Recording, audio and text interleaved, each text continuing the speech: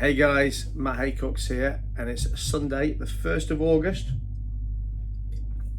I've got my wine, and no water today. It's quite late for me filming this. It's about 10:30 my time in France. Back on the squirter as usual.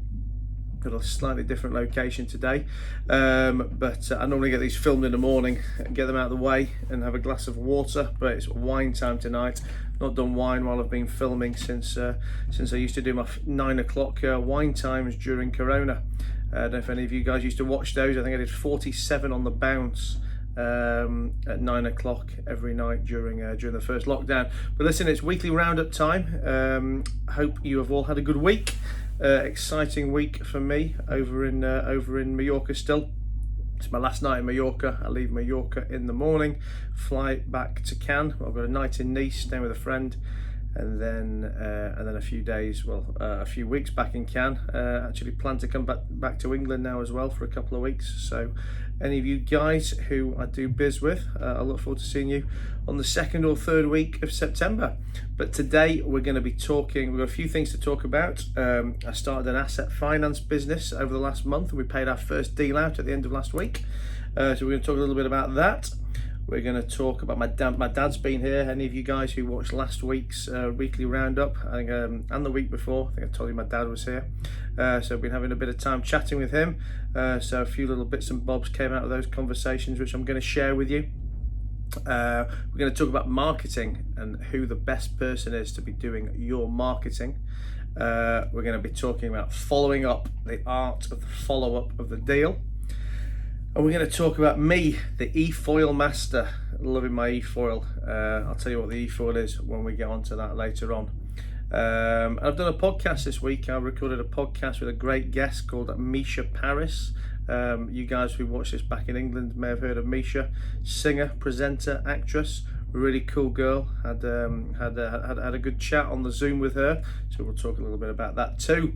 And as always, please, I do love the comments, love the messages and DMs and emails that you guys send. Helps me tweak this to make it a bit more suitable for you. So please do message me as always. And if you're watching this video version, don't forget, every Monday this is live in audio as well on iTunes, on Spotify, and wherever you consume your podcasts. But let's get on with it, and forgive me for having a glass of wine while we do this. Asset finance. For those of you that don't know what asset finance is effectively using an asset of whatever kind that asset may be. Could be as tangible as property, maybe a car, a truck, trailer, piece of bar equipment. And using that asset as the means to secure finance. Now, for those of you that know me, will know the vast majority of the finance, of the funding that I do, is secured on pieces of property. That's UK commercial or residential property, first and second charge stuff.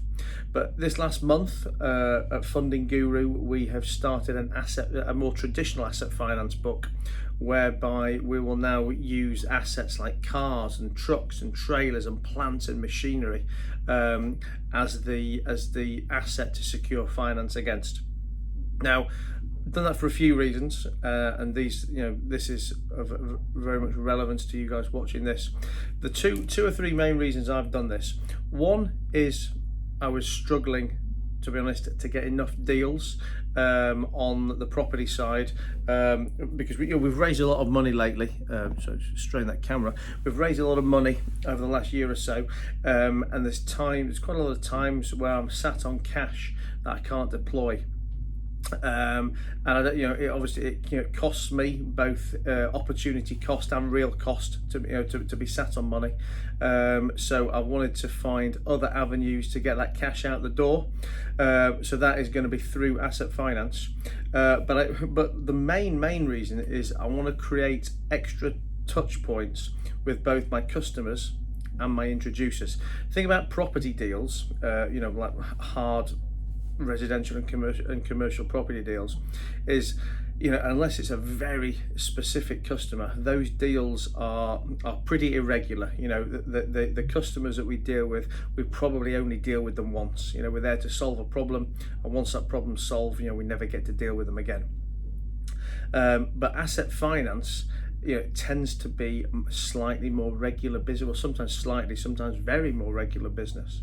And what I've wanted is that opportunity to have more chances to get our face or our name in front of both the customer and also the introducers. Introducers provide us a lot of our business, whether that's traditional finance brokers or accountants, bank managers, lawyers, etc.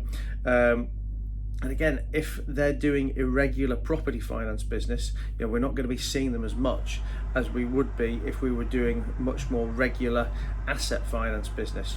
And ultimately, this logic is going to move into other products. As time goes on, we'll probably have a VAT funding product in the future, in the fullness of time. We may even have an invoice discounting product.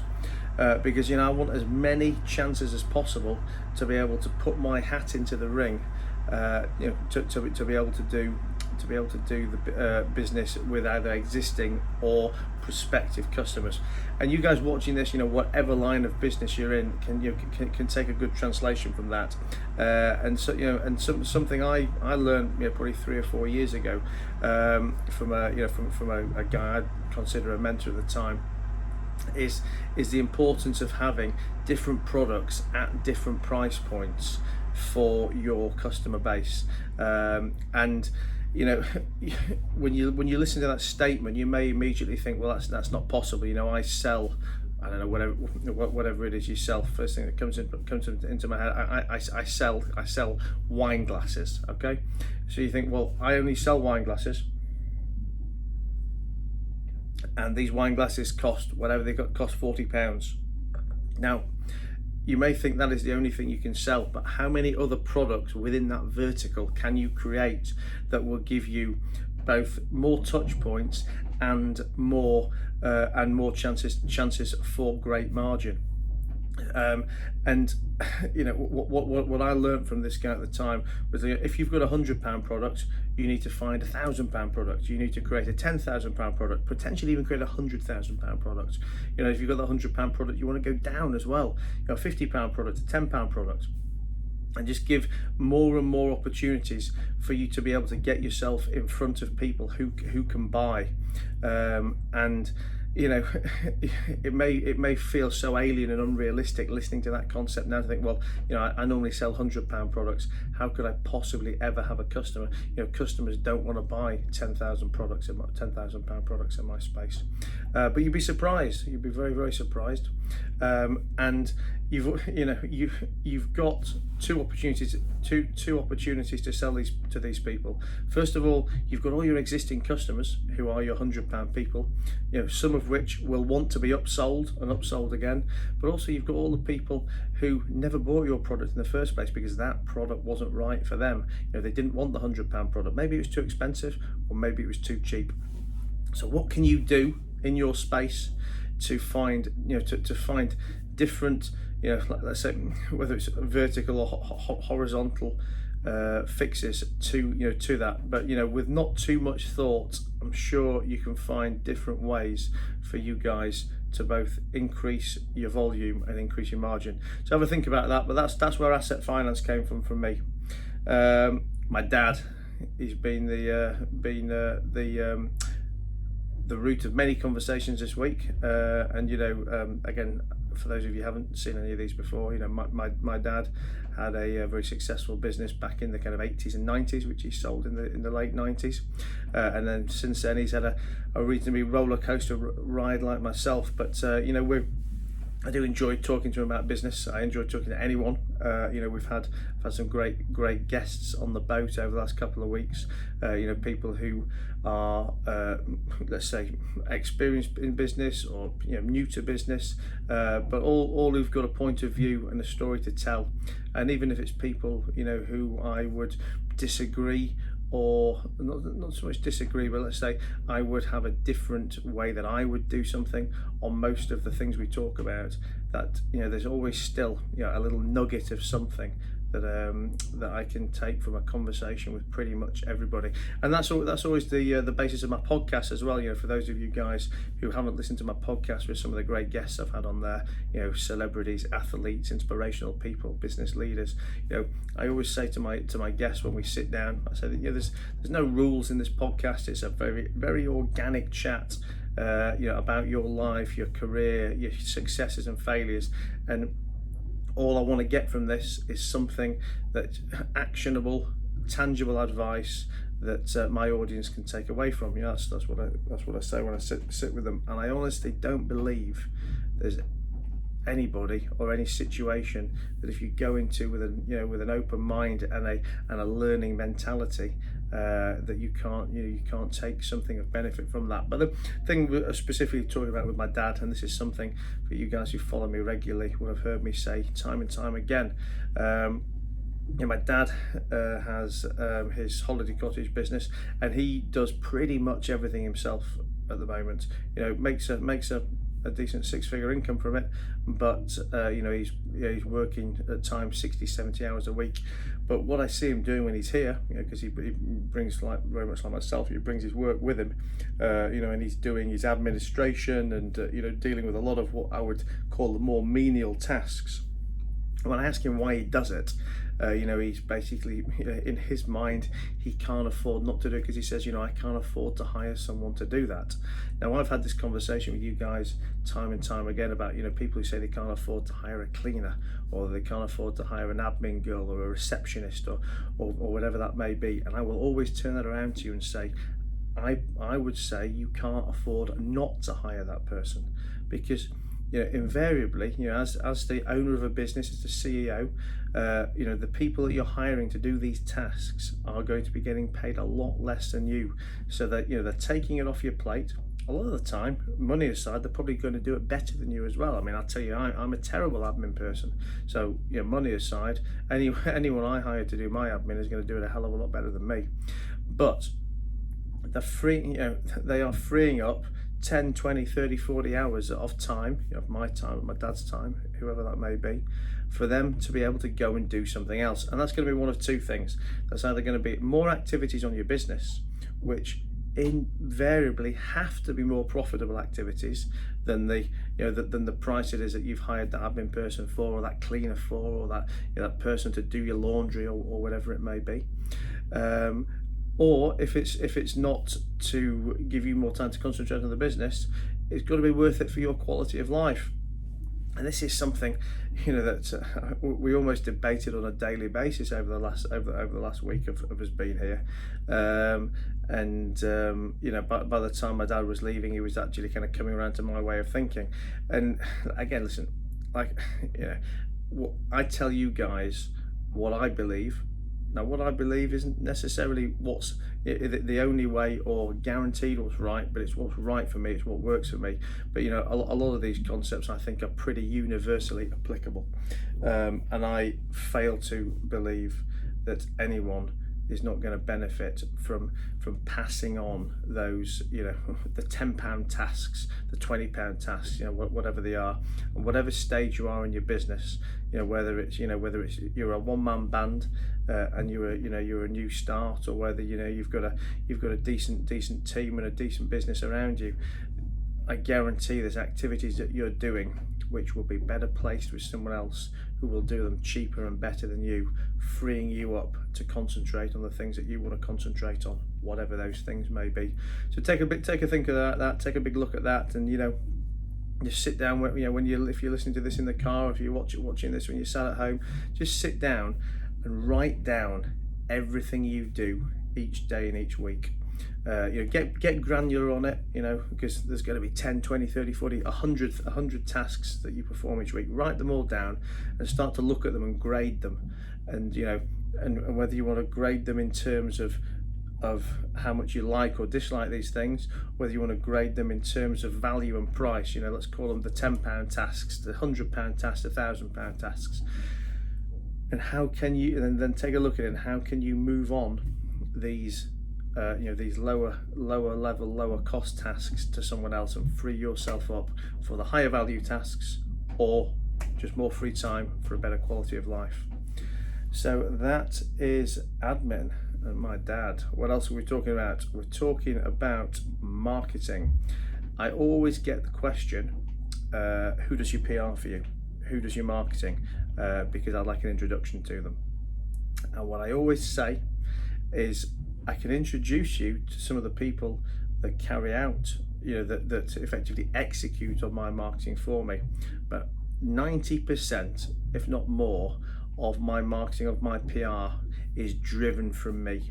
It's my ideas, it's my concepts, it's my tone of voice, and the professionals that I work with, whether they're retained people or kind of project-based people, are there carrying out on my strategy. And I tell you that not because I'm trying to blow my trumpet about my marketing abilities, but I'd say it because ultimately nobody knows my businesses, nobody knows my brands like me. And that should be the same for you guys. And if it isn't the case, then your problem right now isn't who's going to do your marketing for you. It's how do you actually get behind your brands and work out, what is your brand, what is your tone of voice, how do you want to represent yourself, and what do you want to achieve.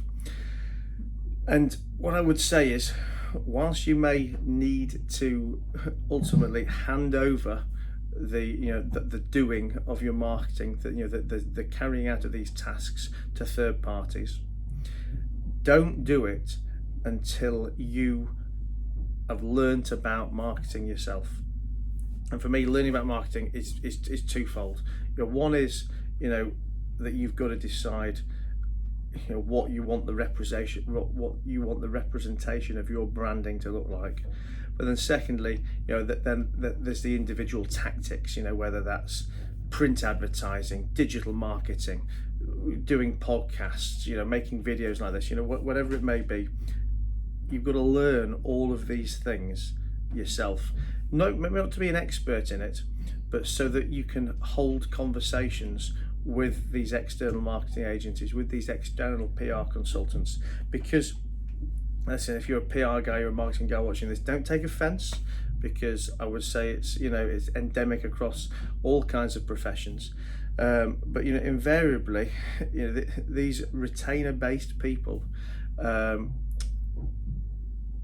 will do there's some great people out there, but there's a vast amount of bullshitters who, and I'll tell you that from first hand, because I have spent hundreds and hundreds of thousands of pounds, spent and wasted hundreds of thousands of pounds on marketing, on pay-per-click agencies, on SEO experts, inverted commas for those of you guys not watching this, and people whose best marketing strategies are just to bullshit me into paying retainers. And the most valuable marketing lessons I learned was to learn the core fundamentals myself, to listen to the podcast, to listen to the videos, to read the books. And that creates one of two things. It either creates me the ability to be able to do all of this stuff myself, which I want to do, because for me, aside from the fact that I enjoy the marketing, I think as an entrepreneur, marketing is the lifeblood of your business success. And I would almost go as far as to say it's impossible to be a true entrepreneur if you don't have a reasonably solid grasp of marketing in some way, shape or form.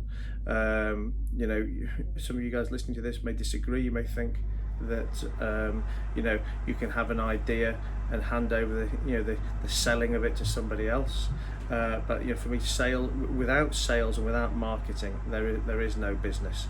And I would say I'd probably spend at least 50% of my time on marketing related activities, whether that's relationship building with third parties, but it is everything within my businesses, and it should be within yours as well. So yes, look for a marketing agency, look for a PR person or whatever, but don't do it until you've really learned the fundamentals of it yourself. And as we'll come on to when I talk about the e-foil in a minute, there isn't much you can't learn in the public domain nowadays, either for free or very cheaply. Podcasts, books, YouTube videos, Google, the things you need to learn, will all be out there for you, and they will set you apart from your peers. And if you then still ultimately decide that you don't want to carry out this marketing stuff yourself, it will have put you in a much better stead to go and hold conversations with external agencies and with third parties. So the next time you want to know who does my marketing, that is the answer you're going to get. What else? Two more things, and I can finish up my glass of wine. I want to talk about the art or the importance of the follow-up. I've been cleaning out some of my emails over the weekend.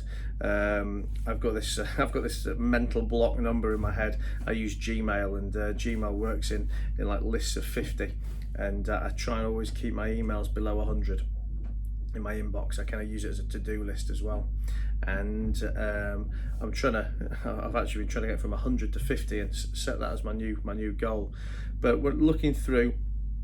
I found about 15 emails of, let's say, investment proposals from people that people have sent me over the last couple of months, ones that I haven't responded to yet. And okay, I apologize to any of you guys watching or listening to this that I haven't responded, but as you appreciate, I'm pretty busy. And I don't always get the chance to reply.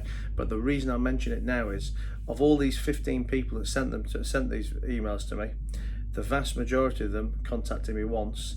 Nobody contacted me any more than twice. And I'm not saying that they would have necessarily got money from me, but I guarantee you they would have had a lot better chance of success if they'd contacted me 3 times or 4 times or 5 times. Now, there's I can't speak. There is a statistic out there that says that the average customer doesn't, or rather, a customer doesn't buy until they have had an average of 7 points of contact from the salesperson.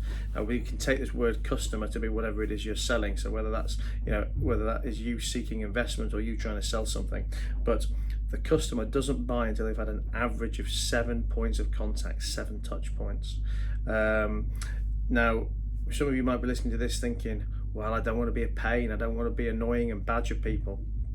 That, if you've got half a brain, you can find ways of communicating and chasing people up, following people up without being impolite about it. And ultimately, if people aren't getting back to you, then you're risking losing the deal anyway. So what have you got to worry about contacting them too many times? But last week we talked about the importance of having a full pipeline. We were talking about horses and boats, and how that there aren't magic negotiation secrets to be done at the end. It's about the effort that you put in at the beginning to build a fat pipeline, so that you've got some people who are going to say yes to your offering, and you don't have to worry about how do you turn a no into a yes. You just have enough people in there so you've got some yeses. And the other kind of non-secret that goes with this is in the art of the follow-up. So you want a big fat pipeline, and you want to hammer the life out of these people until you get the responses you want. So these 15 emails that were in my box, which unfortunately have all gone in the bin because it's just not a high priority for me, none of these people tried anywhere near hard enough to get my attention. And like I said, that doesn't mean they were necessarily going to get money out of me, but it does mean they were in with a lot higher chance. So take a look at your prospects right now. Take a look at the people that you have tried to do business with, that you've tried to contact and you haven't been able to get them over the line. Ask yourself, how many points of contact have you had with them? How many touch points have you had? And what could you be doing better to get that? A story I always tell is in terms of building a relationship. A very good friend of mine now, business partner, guy I do a lot of business with, that I've made a lot of money with, big 7-figure amounts of money with. I tried to contact this guy on LinkedIn about 6 years ago.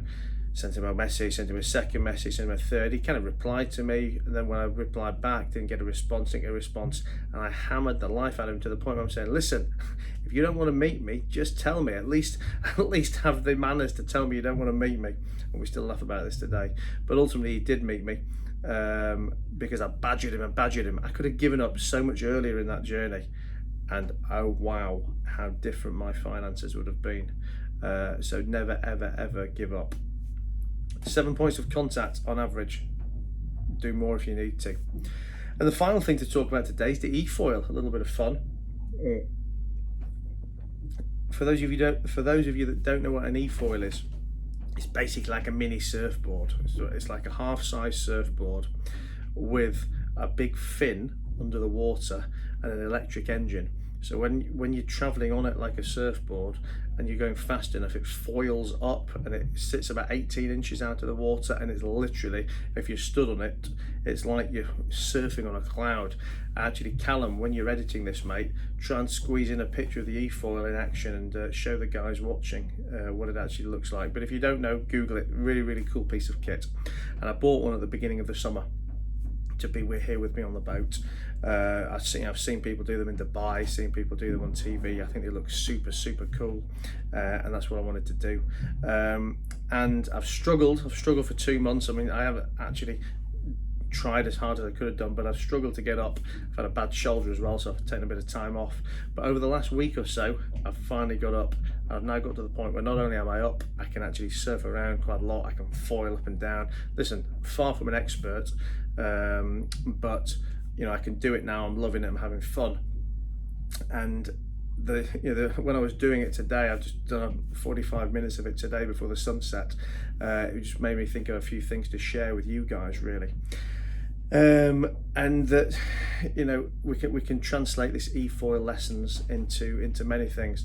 First of all, you need a teacher, right? Or you guys know I always talk about mentors, right? Now I learned how to. I did a bit of trial and error on there, which, okay, you know, is not good. You know, I always tell you guys, yes, you can learn from mistakes, you can learn from trial and error, but better to learn from somebody else's mistakes than your own. But I actually haven't had anyone to teach me yet, but I've been on YouTube, you know, simply Googling on YouTube how to e-foil, and there's been some great videos on there that have shown me a few tricks, and gone through the basics, and, you know, and got me going. That's point number one. And point number two is there is no substitute for practice.